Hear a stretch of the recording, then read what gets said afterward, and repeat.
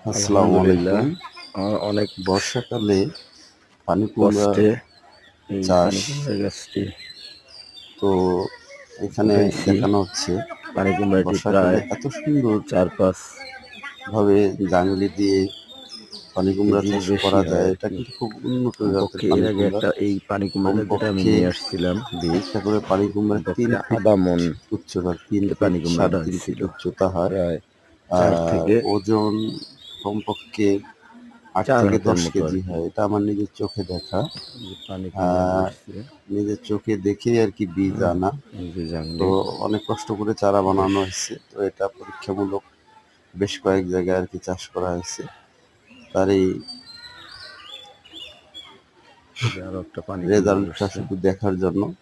তো আলহামদুলিল্লাহ মোটামুটি জাংলিটি এখন দেখা যাচ্ছে। জাংলির মধ্যে উঠে গেছে পানি কুমড়ার গাছ। দেখেন ফুল ধরছে এবং পানি কুমড়ার জালিও অসংখ্য আসছে ফুল অনেক, আসছে।